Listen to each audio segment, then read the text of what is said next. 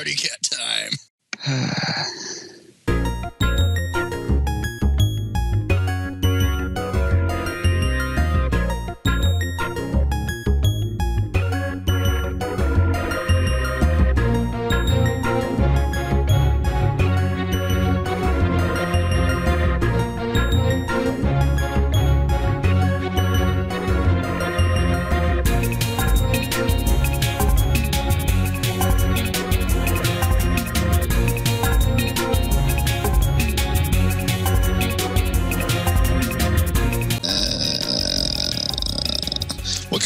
How do they record? By the way, how do you record things? Very carefully. That's bullshit. Hello, this is Electro Party Cat, and this is the turn-based comedy podcast where I talk about stuff that I've been doing, and Morgoloth stands by and sometimes makes occasional comments pretending to humor me. Let's go. Okay, what I mean to say is, what format do you record this in? Like, are you recording MP3s? Do you have like a WMV going and you just use the audio track?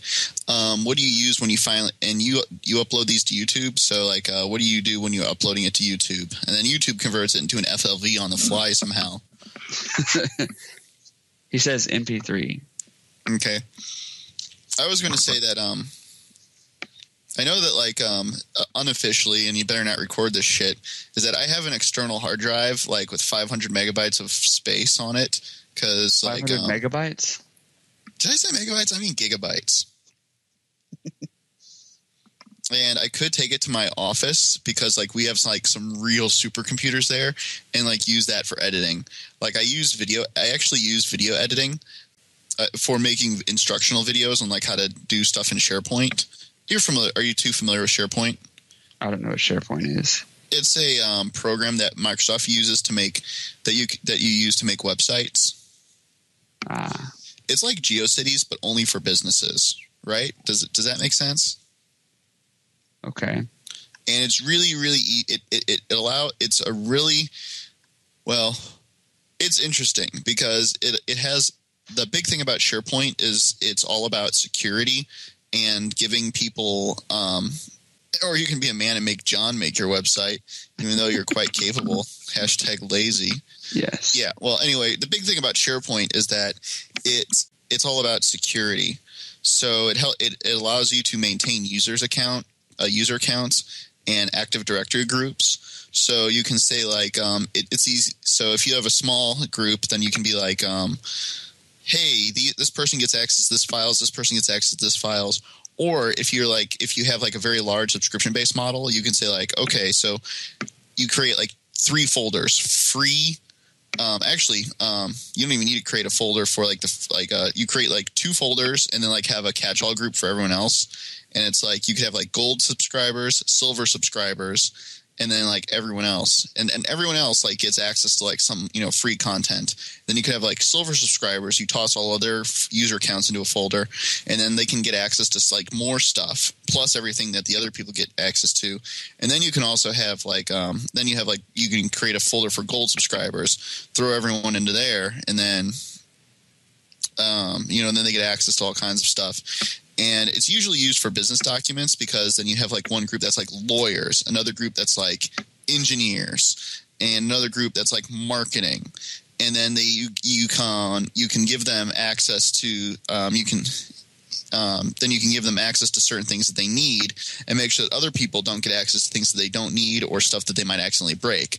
Because marketing people, they need access to some things, but they shouldn't have the same access that engineers have because, they don't know code. They don't know taxonomy. They can just break stuff really easily. But still they need to have like access to enough things to know like what exactly it is that they're going to sell. That's what I do all day. Make websites. And it's really hilarious because so many people make Freudian slips and they accidentally say SharePorn instead of SharePoint. It's like, we know what you're using your website for. That's hilarious. In reality, they're not. They're probably just thinking about porn. I really kind of hope that Harao recorded that. Harao, record this shit. I'm hilarious unintentionally. He did. Okay, great. I know I see like Harao typing at the bottom somewhere, but I can't really hear it. I really wish I could hear his voice so he could chime in. and say something interesting, or prod me to say something interesting. So I don't know if he's. Oh, he said he's sick. He's not feeling well. Oh, by the way, Harao, congratulations on not smoking for, what is it, 20 days now? 21. That's pretty good. That's really good. That's 3. You'll save so much money in the long run. One of my two of my groomsmen, and they're, well, one's wife and one significant other, not married to her yet. But beside the point, they stayed at the Motel 6 that's not too far from where my apartment was. And they said that when they walked in, the first thing they saw was just a sack of weed left on the counter. Did they take it? No. I mean, that's awesome. I mean, it's like, welcome to the Motel 6. All right. And they're like, all right, I'm down to party. Yeah, so apparently if you go to Motel 6, like, you get a free bag of weed with your stay. Now, when you say a weed, are you talking like a dime bag, or are we talking like a fucking like gallon Ziploc bag who just packed? I don't know. They didn't say. Well, I'm really glad you didn't, because I would just shout out random names and be like, hey, look, honestly, like, out of all the drugs, like, just stay away from weed. Like, it's so bad for your work. Got a free bag of weed with the car wash once. He did. Huh. It's an interesting thing to get with the car wash. Oh, he put it in the wrong car. Oh, that's hilarious. What the hell? What the hell is going on down that everyone's like everywhere you turn is a front for selling weed? Car washes, computer stores. So here's part of a story to give you an idea of what's going on in St. Louis. I remember one day I was walking down the street to the local Courtesy Diner, which is a very small chain in St. Louis, like 3 stores, maybe a couple more, but I know there's 3. And I was walking past this liquor store to get to Courtesy Diner, and some guy walked up to me and was like, hey, do you want to buy some heroin? And I'm like, and I just looked at him and I said, no. And like, he was like, are you sure? And I'm like, yeah. That's St. Louis for you. All right. Wow. Do you want to buy some heroin? No. Interesting. It was pretty late at night. It might have been after midnight, and the liquor store that he was in front of closed. So I don't know. Maybe that was kind of like some sort of up marketing deal. Like, hey, I'm sorry, the liquor store's closed. Would you like to try some heroin instead? That's a real upsell right there. Yeah, it is. A bait and switch. As we were saying, I'm kind of feeling bad for Harao, because he's going to have to edit this. I'm just kind of doing the podcast in no particular fucking order. So one of the things that I really enjoy about Japan is that they still have an arcade culture. In the United States, they have mostly aging old arcade machines, and they're really expensive. Sometimes like the big ones like Daytona or NASCAR racing, they cost $1 or more to play. And most places only have 1, 2, 3, 5 arcade games in the United States at a place. It'll be at maybe at a movie theater. I've in particular still have some arcades, and maybe bowling alleys will have a few, but they don't have actual dedicated arcades. Usually in the United States, they have some room left over, so maybe they grab some arcades and shove them in the corner and hope for the best. And there are barcades like Dave and Buster's or Barcadia if you're in Dallas, or Shenanigans, which we all know and love in Dallas. And I'm trying to think of some other one that I can't quite think of off the top of my head. I know there's this one in St. Louis called the Pink Galleon, but it's mostly a bar. And it's and even though it's illegal to smoke indoors in restaurants and some bars, I don't know what they did. Maybe their numbers are just right, because it's a formula. If your alcohol sales are compared to your food sales, compared to your other revenue sales, then you're allowed to have smoking indoors, or maybe not. I'm actually kind of wondering, like, if the place is just having smoking indoors and they just don't call the police and no one really cares. But they have maybe 5 arcade machines, and they have some air hockey. What is it? They have ping pong tables. They have some pool tables, and they have some foosball tables. They don't have any air hockey tables that I recall. But that's the extent of arcades. Now in Japan, they actually have arcades, dedicated arcades. You go in there, and you will see like 100 arcade cabinets, and it is kind of interesting because. Whereas if you go to a Dave & Buster's or a Shenanigans, because the United States has a lot of land, it will be over a wide area like a warehouse. Whereas arcades in Japan are more, in my experience, are like towers. You will have an arcade that is not very wide, but it's 5 stories tall. Probably what they do is there's a skyscraper, and they just buy the first 5 floors. Which actually would be kind of fun, I guess, if you live on the 6th floor, 7th floor of the skyscraper. Maybe not so much the 6th floor. But you go in there in Japan, and of course, a lot of places in Japan allow smoking. So you will see. It's kind of funny to see ashtrays like on or built into the arcade cabinets, like how a lot of I've seen a lot of pinball machines that have cup holders. The arcade cabinets actually in Japan are shaped differently as well. American arcade cabinets, because the first arcade cabinet, Computer Space, which was built by Atari, and it was installed in a bar, and it was built as an upright stand-up thing. Mm-hmm. You would walk up to it and you stand there. Now, if you have if you go to Japan, the arcade cabinets are sit down, and they have little chairs near them, and then you sit and little stools. And you sit down and you play, because it actually is.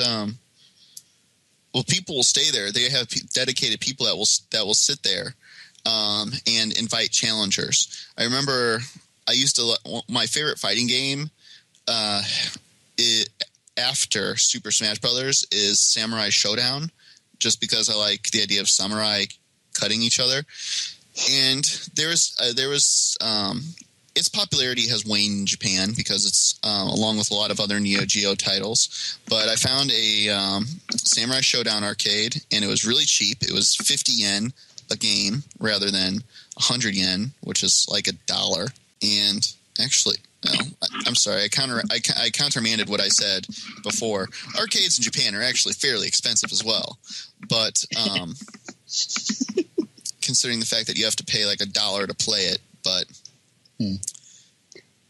Well, it just goes to show that I have not played a lot of games in the United States recently because I just got used to paying $0.25, and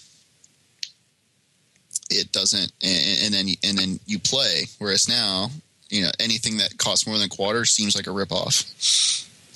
Well, there's actually a arcade in Garland. It's called Nickel-Rama, and you pay $3.25 to get in, and all the games are a nickel. That I don't know where it is. I've never been there, but I've heard about it. I heard about that too. Isn't that in Addison? Like somewhere in north central Dallas? It says it's in Garland. Oh, Garland. It must be on like the far, far left, because I would have sworn I drove through Addison one time and I thought I saw it. So but I was driving to Saxe or Wiley or Sherman. I don't remember. It was some northeast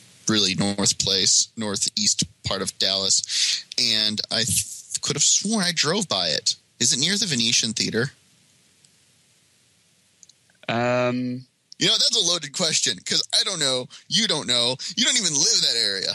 Why should you know? Oh, there it is. Now I found the address. That was hard to find. It's at Garland and Beltline. Beltline. That makes sense. What's near it? It's next to a CVS and a Babe's Chicken. Oh yeah, it's way up in North Garland. It's not too far from. Wait a minute, I would have passed by this a bunch of times without knowing it was there. Wait, that looks like a house area, but yeah, well, that says this is where it is. Yeah, that makes sense because it's near Highway 78, so that's how I must have passed it. Mm-hmm. It's nowhere near the Venetian Theater. Now I feel really stupid. Yeah, the Venetian Theater is like in northwest Dallas, so I obviously like had no idea where I was. I like the little Google person for Street View. It's like hanging by the arrows. We need to get a group together and do a turn-based comedy review of various arcades. Okay, well now I know where it is. Next time we're gonna have to make a trip up there to see how it is. Like in April? Yeah, in April. Speaking of which, someday I'd really like to have everyone come up to St. Louis. Just because I'm lazy like that. No, I assure you, St. Louis has like some great things going on when there's like not riots. Yes, riots. That's stuff we'd like to avoid, the riots, if at all possible. If at all possible. I've never been to Japan. Well, the fact that they still have a lot of new games coming out is really exciting because a lot of games in the United States we don't realize the games are developed for the arcades first and then released on home console. Now, back in the day, that was actually pretty standard. You would have a really hot arcade game like Street Fighter, Mortal Kombat, and even going further back, Donkey Kong, Altered Beast, and then and it took advantage of the latest, greatest hardware of the day. And it would be able to do that because you were building a dedicated arcade cabinet to be dedicated just to one game. So you could concentrate on it, make it look really nice. And then you would have it, then you would port it to a home console that was cheaper and didn't have as great stuff in it. So when I was a little kid, I didn't really notice. But now that I'm significantly older and I actually can just buy things, I realize that there is a huge difference between, say, Altered Beast on the Sega Genesis versus Altered Beast on the arcade. I mean, things like audio quality, refresh rates. Maybe it's psychosomatic, but it seems like it's nowhere near as good on the Sega Genesis as compared to the arcade, much less the Sega Master System. Once you have like ports to 8-bit consoles, then it's just So you still have new arcades being developed in Japan. You have the latest Dance Dance Revolutions. You have the latest Beat Manias, Guitar Hero, or Guitar Freaks. It's like Guitar Hero, but it's Japanese and produced by Konami as part of their Beat Mania series. I think it's called Guitar Freaks. You still see games that are new and developed specifically for the arcade, and they look really nice. And people will come there because to sharpen their skills. So that way people will come out and they will play against perfect strangers. So that way they can determine who is the best.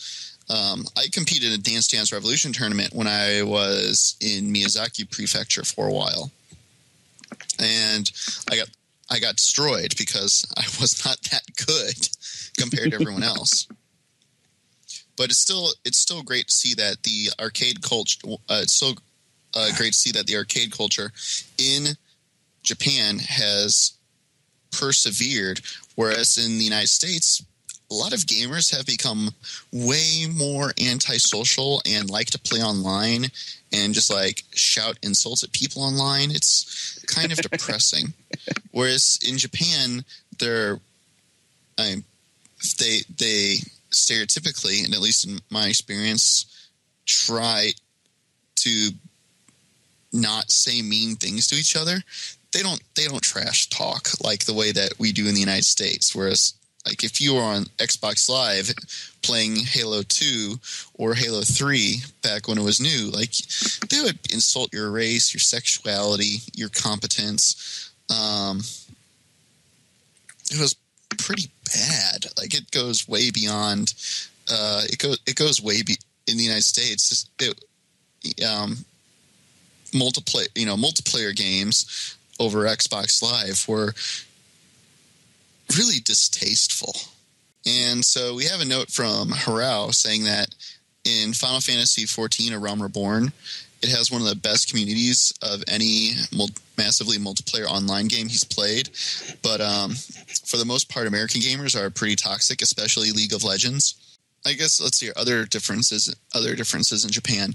The one thing that I really absolutely positively hate about video games in Japan is that the controllers, the cords are always very, very short. People will sit very close to the television. Oh. Because there's a lot of Japanese people will sit on the floor. And if you sit on the floor, you just sit closer to the television. And then when you're done, you just get out of the way. But since in the United States, you have a lot of living room furniture, such as couches and easy chairs, then you want to be able to you want to keep some distance. People actually like to sit farther away from their televisions, which is something I don't quite understand. And then, of course, you have to have the reach to get your controller all the way back to your easy chair, couch, or whatever. And when I try playing with my native Japanese consoles, because I buy consoles from Japan, I have Super Famicom, a few other things. The controllers are really short. Huh. I hate that. Interesting. Especially in what made things even worse was that on the Famicom, the controllers were like soldered into the system. So if someone walks in front of you, which shouldn't happen because stereotypically the Japanese would be sitting so close to the television, like you could just walk behind whoever it is that you're dealing with. But if you were playing Nintendo Famicom and someone walked and accidentally tripped over your cable, it would tear the controller out of the system, and then you'd have a Famicom that did not work. Good. Whereas it's annoying enough if someone trips over your cord and unplugs it in the middle of a game. Yeah, that sucks. But I mean, it doesn't break the damn console. So that's one of the great innovations from that was a result of Nintendo moving from Japan to the United States. Is that one of the things that they added were controllers that unplugged. That is good. I mean, it helps you put them away too. They're not just there. You can actually. Well, actually, that was actually the Famicom controllers fit inside of the Famicom, if I remember correctly. Oh. I'm going to try to look for they have like a built into the Famicom is like a rack that you put the controllers into. Ah, okay. Like just go ahead and look up Famicom right now on the internet really quickly, and just pull up within the first couple pictures will show exactly what I'm talking about. The controllers being docked. Oh, I see it. Yeah, it's like the second image was one of them docked. Yeah, the one.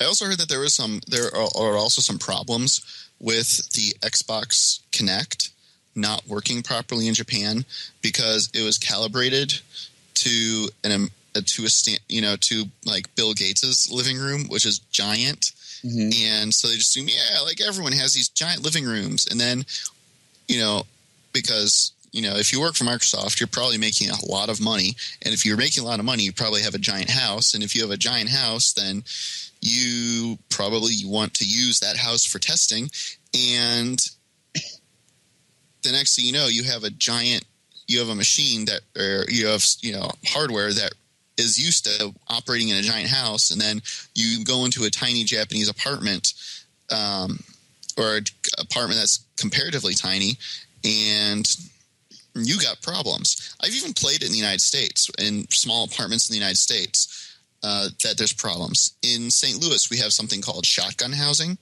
and during World War or after World War II, during the baby boom, there was a huge housing boom because people, the survivors came back there's a lot of St. Louisans got participated in World War II because there's a huge German community, and what do they need in Germany?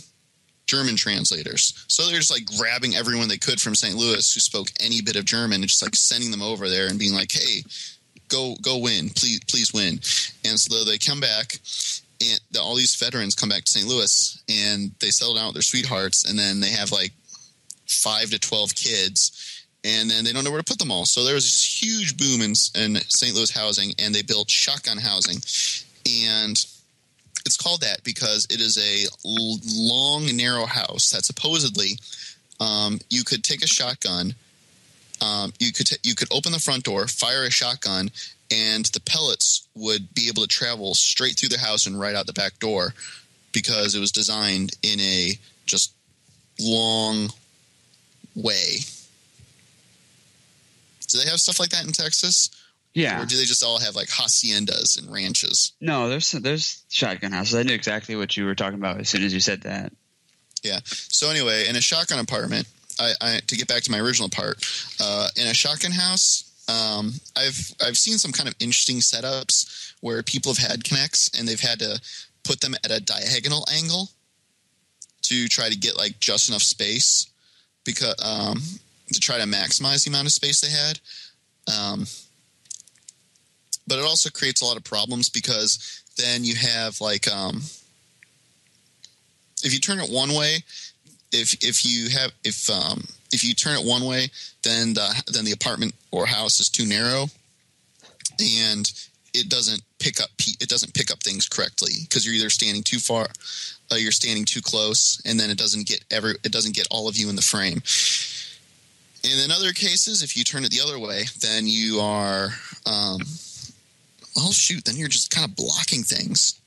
Or there's been problems like people like walking through the frame and disrupting the action or walking in front of you and causing some problems like that. People make fun of me because I complain a lot about the Kinect, and I have found, at least in my experience, is that when I'm in St. Louis shotgun housing, there's just too much stuff going on in the house that it causes a lot of problems. Yeah, I had it wasn't yes, it was an Xbox. The kids that I used to babysit, I went to see them once, and they wanted me to play the Just Dance with them, and the area, the camera angle is such a wide lens because I'm standing way off to one side and it's still catching me. It's kind of odd. You would think you'd be more towards the middle of it so it could get everybody, but it wants you spread out, over like 7 or 8 feet, even when you're really close. Another big difference is that video game rentals are illegal in Japan. They're illegal? Yes, illegal. Huh. So there's a lot of games are like really expensive. I remember Final Fantasy 12 debuting at like $70 back in the day for PlayStation 2 because you can't rent games. And one of the ways that that's controlled is that buyback costs are actually really high, comparatively high. I think like there was one. I remember seeing a store in Japan. It was a chain. There's a chain called SoftBank, and SoftBank had this guaranteed buyback policy where it was you would buy the game new, and then if you returned it like within 2 weeks, if you beat the game and returned it within 2 weeks, they would guarantee you they were going to guarantee like that they would buy it back for 90% of its price. Wow. So instead of a rental, that's how they get away. That's how they get around it. They sell it to you, and if you buy it on opening day, then they will buy it back at a premium. Whereas I've never actually sold any games because to me games are like children almost or family. I've never sold a game, but I've heard that if you sell that, GameStop does not give a whole lot of money back, which is funny because I used to work for GameStop, but they didn't trust me with any. They didn't. I was the lowest man on the totem pole there, so they never trusted me to do any trades or anything. They would always just say like, "Hey, go get the manager." I've never worked at a video game store. Yeah, okay. You're kind of missing out. Part of me thinks about getting a part-time job at a video game store like GameStop, and so that way I can just rent games. Like, even if I just work there like one day a week, like on a Saturday or Sunday or some other day that nobody wanted to work there. Mm-hmm. I got an editorial comment over Skype. Should I read this? Sure. Nope. Okay. Well, you can read it too. Feel free to be the voice of. Feel free to be the voice of the stray commenter. He's talking about GameStop. They buy back for like $250, then put it on the shelf for $49. It's a ripoff. I don't know if that's true, but one of the developments that I find really exciting is video game music concerts. Now, as a party cat, I like to go seek out parties and the new and exciting things that are going on. And I really like these concerts because they're a great place to, well, see the music that you like, hear the music that you like, to be more precise. Sometimes I guess you could say see it, because in some cases the actual composers like Nobuo Uematsu will show up and you'll get to see them. And there's a lot of cosplaying going on. There's always all kinds of events going on. It's like a it's just like a convention just appeared out of nowhere just for one night and just boom, right there. There it is, which is really, really exciting. I went to Video Games Live. I highly, highly recommend it. It was great. Unfortunately, they have not announced any plans to go. They have not announced any plans to come back to St. Louis anytime soon. But Distant Worlds was here, and now as a result of the success of Final Fantasy Distant Worlds, they've proposed a new concert that I'm just reading about called Final Fantasy: A New World, which is, I believe, more instrumental, if I understand correctly, but I'll have to look into it. So I would say, do yourself a favor and look up Video Games Live, Final Fantasy Distant Worlds, and Final Fantasy: A New World if you want to have a good time. That's my party cat party recommendation. Meow. Don't forget to like, comment, and share. Thanks for listening to the TBC podcast. See you next time. I love hearing the sound of my own voice, and I love how you and Harao, to a lesser extent, are here to validate it.